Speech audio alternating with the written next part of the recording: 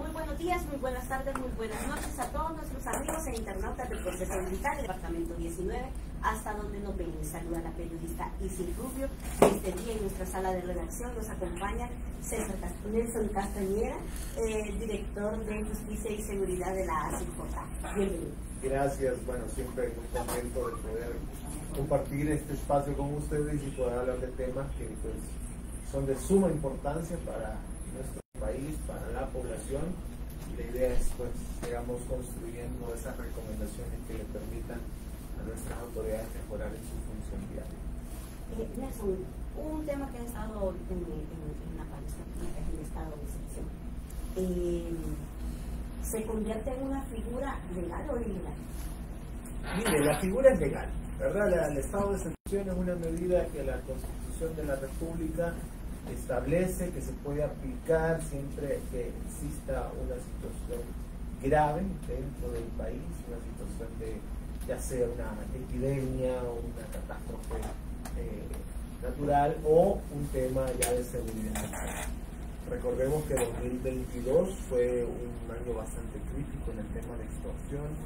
Pues los transportistas y diferentes micro y mediano empresarios pues alzaron la voz porque ya no aguantaban este tema de la extorsión, que no solo es que se paga una extorsión, sino que hay muchas rutas y empresas que pagan hasta 7 extorsiones.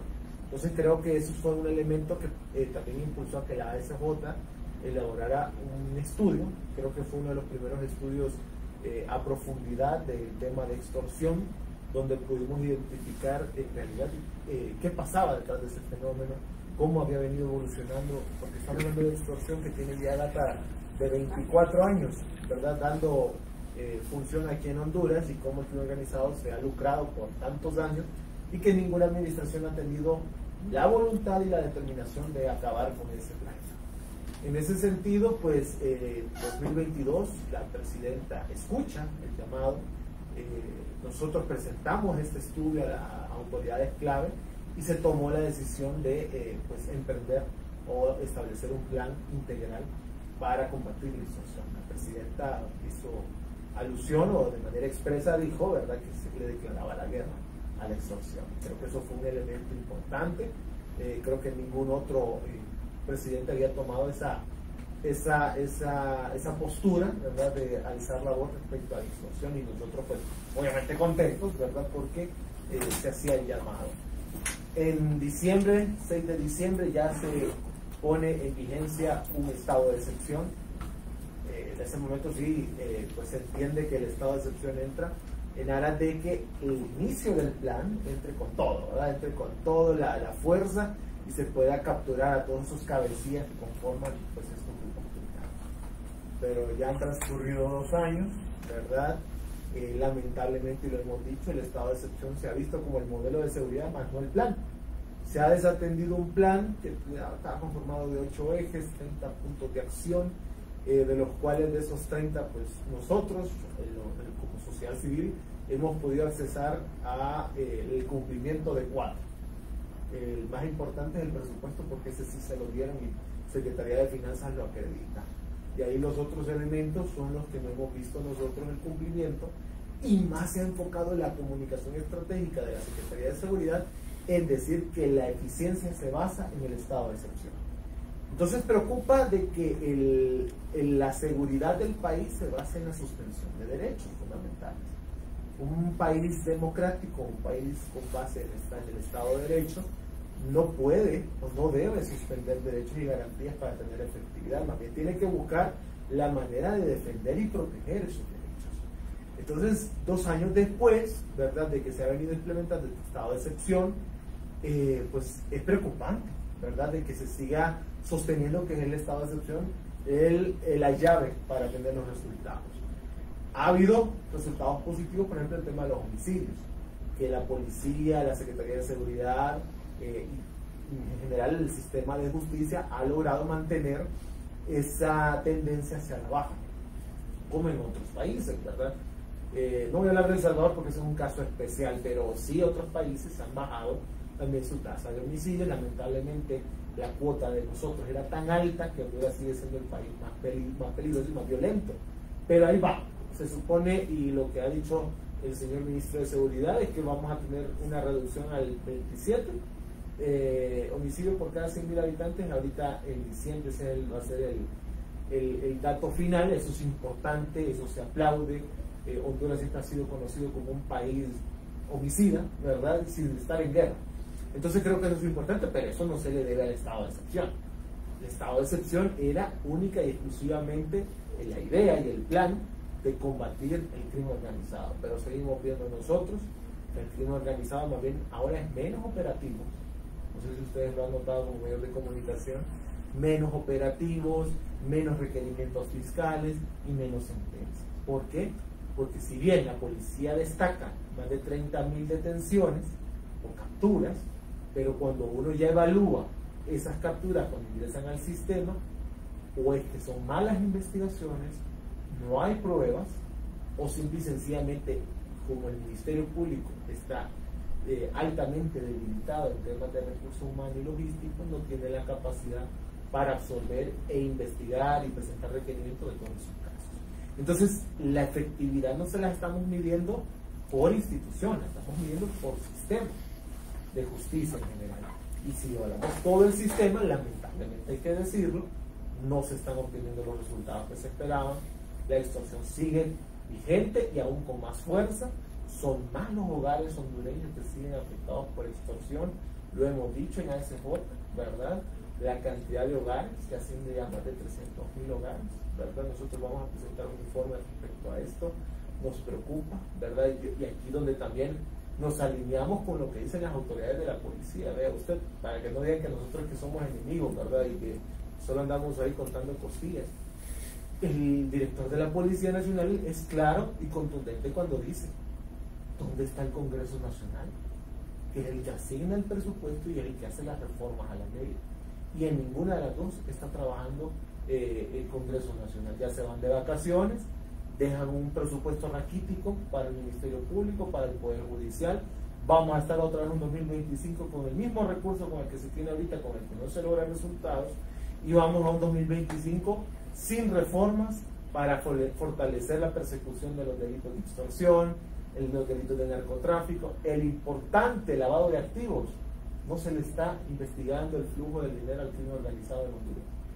2023 se presentaron 6 requerimientos y solo se pudieron hacer 3 sentencias condenatorias.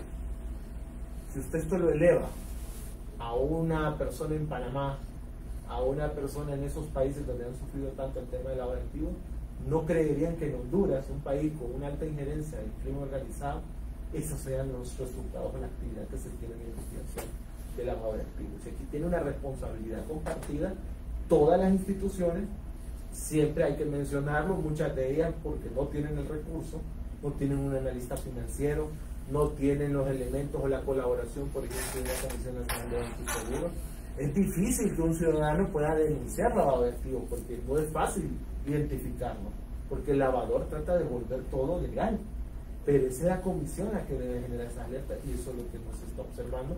Y pues lamentablemente seguimos bajo ese esquema de que el crimen organizado sigue moviendo sus dineros, ¿verdad? De manera, los ilícitos los está volviendo ilícitos, y todo esto lo está fortaleciendo, y cada vez el cáncer se está aferrando más a este pobre país, y lamentablemente pues toda acción que se ejecute a veces parece inútil porque no se están logrando los resultados, ¿verdad? Y eso creo que es lo que preocupa. Esa percepción que a muchos les molesta, pues esa es, ¿verdad? Porque no vemos nosotros que haya una mejora, ¿verdad? Seguimos viviendo en un país inseguro, en un país violento, lamentablemente, y un país donde la economía está altamente golpeada. Han pasado ya 2 años con este estado de excepción. ¿Usted cree que ellos no quieren tener en este estado de excepción? ¿Hay algo detrás de esto para mantenerlo y llegar a unas elecciones estando en un estado de excepción? Mire, como le digo, preocupa que el estado de excepción se sostenga como un modelo de seguridad. Creo que ese es el peor error que pueden cometer nuestras autoridades. Creo que ya el Congreso, o al menos ciertas facciones, están entendiendo eso. Lo que usted menciona del estado de excepción y las elecciones, que bueno, lo hemos visto. Preocupa iniciar un proceso electoral con garantías y derechos suspendidos. ¿verdad? Y más aún el tipo de derechos suspendidos, porque en un proceso electoral, en una sociedad altamente convulsionada, en un proceso que va a ser altamente conflictivo por lo que se está viendo ahora, esperando que no sea así, porque ahorita estamos hablando con proyecciones, no estamos hablando con verdades porque no ha ocurrido, pero iniciar un proceso electoral en este país, con la situación que estamos viendo actualmente política, no es nada conveniente ni sano, ¿verdad? Se puede prestar para muchas cosas, ¿verdad? Recuerden que ahorita lo que está suspendido es la inviolabilidad del domicilio. Pueden entrar a su casa en cualquier momento, cualquier hora del día, solo por entrar, ¿verdad? Porque también está suspendida las detenciones sin motivación o causa o justificación. Y también está suspendido el tema de la libre locomoción, ¿verdad? En cualquier momento sale ahorita un comunicado y dice todo el mundo vaya a encerrarse a su casa. Y en un proceso electoral que vayan a decir todo el mundo vote y se va a encerrar. Entonces obviando el tema de la veeduría, ¿me entiendes? O sea, son análisis que nos permiten, con lo que tenemos ahora y el contexto que estamos viviendo, y entendiendo nosotros en qué consiste el estado de excepción y qué es lo que suspende, preocupa, ¿verdad? Preocupa en gran medida. Creo que no es sano para el gobierno que la gente se vaya y inicie este proceso electoral, la gente sabiendo de que estamos bajo un estado de excepción. No es sano, no es conveniente, no se recomienda, y ojalá que así no sea. Entendemos nosotros que algunas facciones del Congreso Nacional dijeron: esta es la última vez que vamos a apoyar el estado de excepción. Vamos a ver qué ocurre entonces en el próximo año. En Ciclos CAT, la semana pasada, sacaron un reportaje sobre el estado de excepción, incluido porque yo formé parte de la investigación, y nos costó encontrar las víctimas. Y nos encontró las víctimas porque tienen miedo a hablar. Claro. Hablaron y reflejaron la otra parte que hay en ese estado de excepción, las víctimas. Claro, las víctimas obviamente dan miedo, ¿verdad? Recordemos que uno de los elementos importantes que hay que destacar es que se ha reducido más del 50% el número de denuncias que se venían presentando anteriormente, producto de la desconfianza de nuestras autoridades. Unas pocas manzanas podridas dentro de las instituciones generan que la gente desconfíe de la institución. Hemos dicho, ¿verdad? Creo que ahí tiene una tarea bastante grande la parte de la seguridad en el país, donde deben de fortalecer esos mecanismos de recepción de denuncia. Es difícil porque la extorsión es un delito muy de índole personalísimo, porque el que denuncia, aunque usted le oculte en su nombre, le oculte en su rostro, en su declaración usted ¿dónde va a decir que fueron a dejar la carta extorsiva? A mi negocio, y ya con eso lo identifica. Entonces tenemos un pobre sistema de protección de testigos, que lo que le ofrecen tal vez son 3.000 lempiras para que usted vaya y se esconda en cualquier pueblo, pero eso no es un sistema de protección. Usted tiene familia que depende de usted. Entonces eso está provocando que mucha gente mejor cierre sus negocios, siga pagando, o simple y sencillamente, y que es lo que más lamentamos, que nuestra gente tenga que huir del país y buscar otra opción en otro lugar, aunque la gente no quiera. Entonces el gobierno, por su falta de efectividad, está impulsando y provocando la migración. Por eso es que nos interesa a nosotros tanto el análisis de la extorsión, porque en el entorno de la extorsión hay varios elementos colaterales de impacto social, ¿verdad? Están homicidios, porque hay muertes de transportistas, hay muertes de empresarios, está el desplazamiento forzado interno y está el tema externo, gente que prefiere emigrar, porque en Honduras no se puede, imagínense que en Honduras no hay empleo y no se puede emprender. Entonces estamos en una situación bastante crítica, una situación bastante alarmante.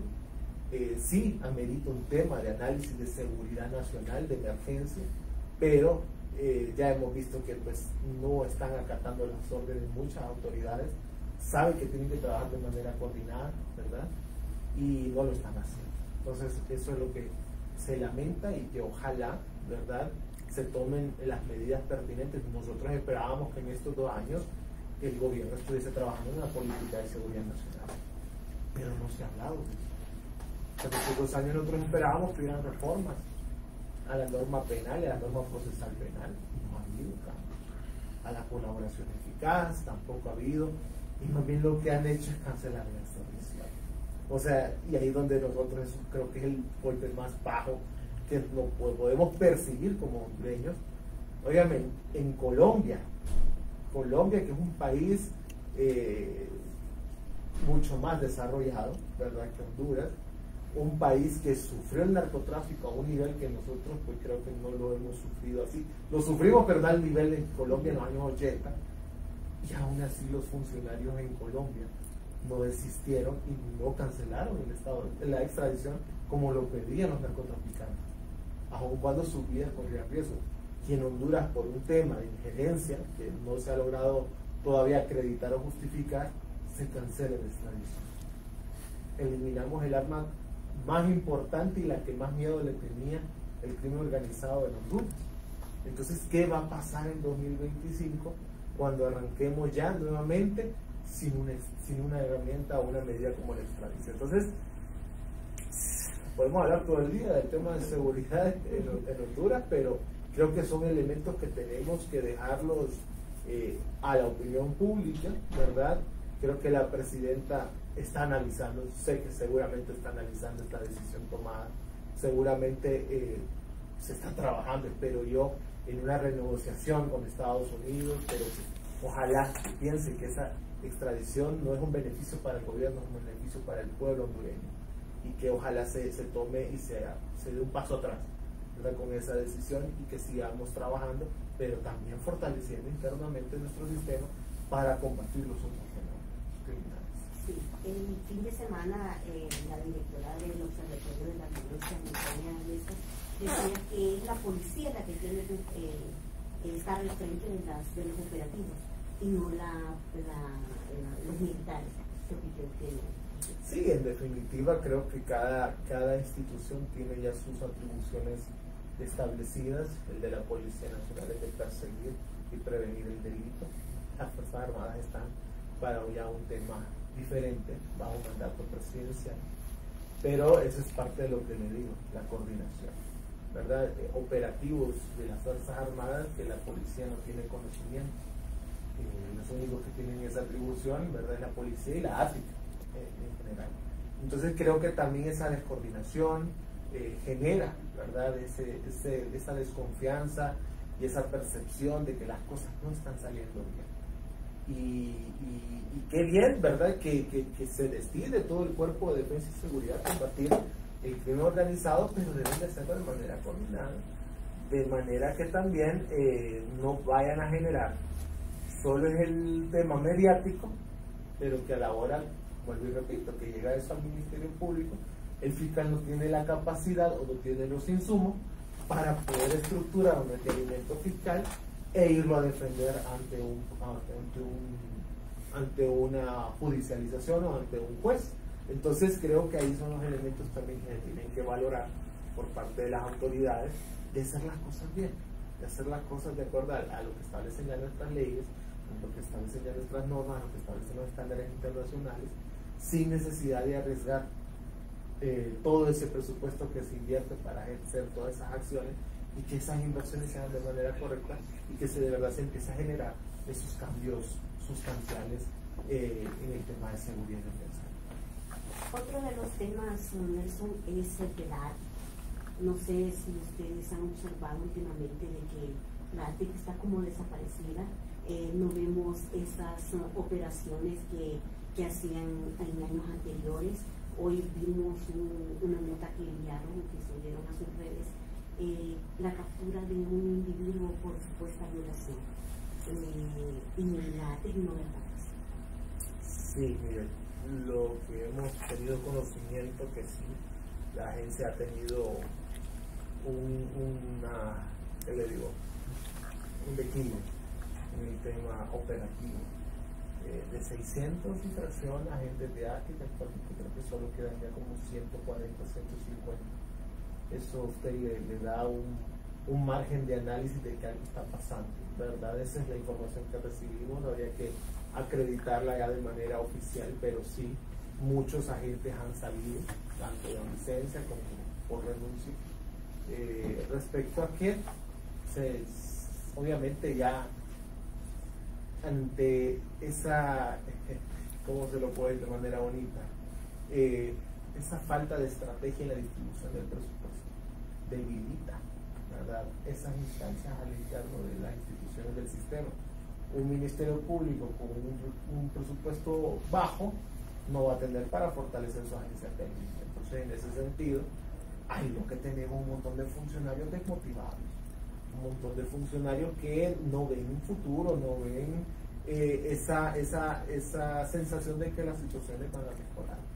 Entonces, lamentablemente hay que decirlo, la ATIC pues está próxima ya a dar sus últimos suspiros si no se busca desde el Congreso Nacional fortalecer esa agencia, que sí es importante por los delitos que conoce, ¿verdad?, que es un contrapeso dentro de la investigación, porque es un contrapeso de la Dirección Policial de Investigaciones.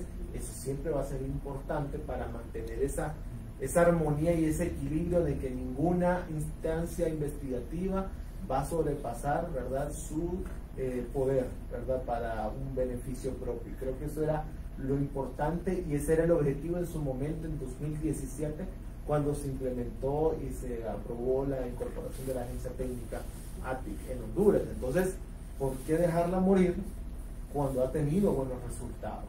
Entonces, eso es otro elemento que también, esa es una de las tareas que tiene el fiscal general, de cómo defender este tipo de dependencias o instancias dentro de su institución, y que el Congreso Nacional entienda que ahí se necesita recursos para poder fortalecer.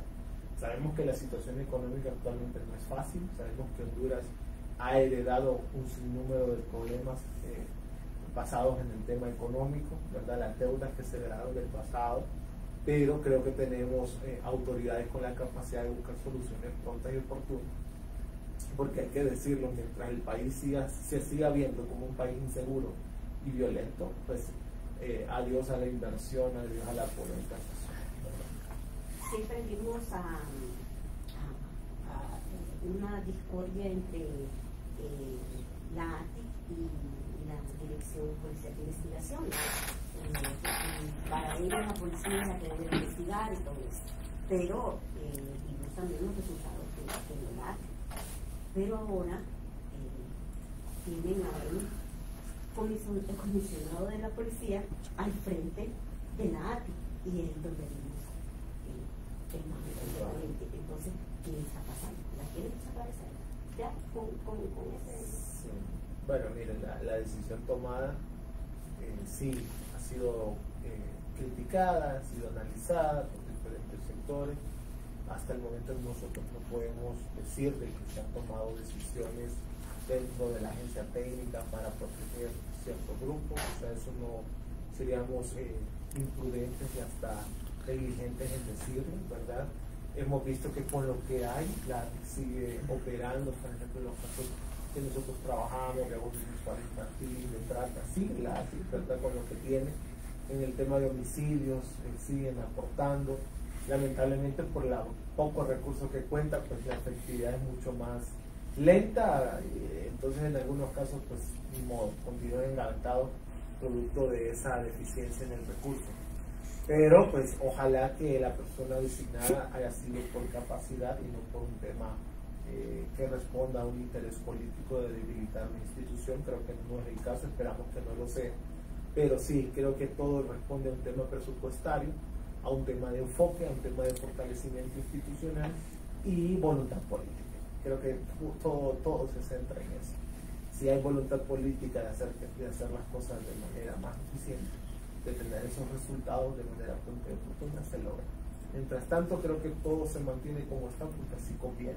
Y eso es lo que nosotros tenemos que seguir haciendo como sociedad civil, ustedes como medios de comunicación, de seguir informando al pueblo hondureño para sumarse a esta presión sana, ¿verdad?, a nuestras autoridades, de que sí queremos resultados, sí queremos cambios sustanciales, sí queremos vivir en un país donde se pueda caminar al menos por las calles, porque actualmente pues eso es un sueño, ¿verdad?, que todavía tenemos. Lamentablemente ningún gobierno nos ha podido regalar esa tranquilidad y esa paz, y creo que teníamos altas esperanzas con el actual gobierno, pero lamentablemente seguimos bajo la misma situación. En algunos casos ha empeorado, en otros elementos o en otros fenómenos, pero esperamos nosotros que en el gobierno de la presidenta Xiomara mejore el tema de los feminicidios, mejore el tema de la extorsión, mejore el tema de las masacres, la situación en cárceles, tantos elementos que se han disparado que tienen que tomar atención debida a las autoridades, pero esperamos que se logre, ¿verdad? Porque si se logra, al final todos salimos beneficiados. Nosotros no queremos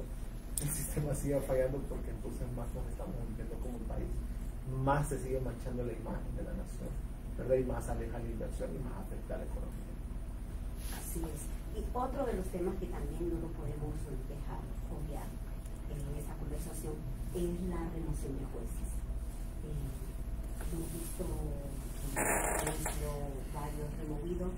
No tenemos conocimiento si hay despidos hasta el momento, pero sí hay una remoción total de jueces. ¿Cuál es el tema? Bueno, conforme el último informe de la Comisión Interamericana de Derechos Humanos, en su recomendación número 32, si no me equivoco, establecía su preocupación sobre la situación de los traslados injustificados de jueces y magistrados. Establece la Comisión Interamericana de Derechos Humanos que le preocupa este tipo de nombramientos sin ningún procedimiento de acuerdo a lo que establece la ley de carrera judicial, nombramientos que responden a una directriz emanada por parte de la máxima autoridad de la Corte Suprema de Justicia, personas que están ocupando puestos clave dentro del Poder Judicial, y que pues obviamente lo que genera es una preocupación, lo que genera es una cooptación del poder. Esa es la percepción que tienen los diferentes sectores respecto a este tipo de movimientos. Existen principios, ¿verdad?, en el entorno de la actividad de un juez, como el principio de independencia judicial, el de inamovilidad, que establece que un juez no debe de ser trasladado sin ninguna justificación o causa. Si un juez es acusado o es denunciado, debe de investigarse, deben de existir los protocolos o los procedimientos adecuados para que se le investigue, y si hay un grado de responsabilidad, ahí sí que sea trasladado, y en su caso por la gravedad sea despedido y sea juzgado. Pero se están dando movimientos, se están dando traslados, que hasta el momento lo menos que se ha visto son jueces que han sido vencidos en juicio. Entonces estas personas inocentes, porque así lo establece la ley, están siendo removidas de manera injusta. Entonces creo que aquí hay que atender a lo que dice la Comisión Interamericana de Derechos Humanos, que ha sido bastante enfática, ¿verdad?, bastante clara en las recomendaciones que ha trasladado a la Presidenta de la Corte Suprema de Justicia, y que ojalá desde la Corte Suprema de Justicia, desde la Presidenta y todo el Pleno de Magistrados inicien una reconsideración a estas acciones que han estado emprendiendo y eviten seguir debilitando y dañando aún más el Estado de Derecho. Ya para finalizar, Nelson, ¿cuál es su opinión o su análisis de cara al 2025 en torno a la seguridad y ante un año político? Bueno, en definitiva lo que esperamos es que nuestras instituciones del sistema de seguridad y justicia y defensa no sean instrumentalizados en el proceso electoral. Creo que eso es sumamente importante dejarlo planteado ahorita, y en el 2025 seguirlo mencionando, ¿verdad? Necesitamos instituciones alineadas a los intereses de la sociedad y los intereses políticos. Vamos a estar muy pendientes del tema de cómo se va a manejar el combate contra el crimen organizado ya sin una extradición. Creo que ese elemento va a ser importante. ¿Qué estrategia va a aplicar el gobierno para poder suplir esa medida, ¿verdad? Y ojalá pues también se siga manteniendo esa reducción de la tasa de homicidios. Eso es importantísimo, que ojalá sigan bajo ese esquema, ¿verdad? Y bueno, esperar que las elecciones, como usted lo dice, sea un proceso transparente, un proceso participativo, y que se respete, ¿verdad?, la democracia, que es lo que nosotros queremos como sociedad civil. Gracias, Nelson. Fue un placer, muchas gracias por la invitación. Esta y otras entrevistas pueden seguirlas a través de todas nuestras plataformas digitales. Pasen todos, muy buen día.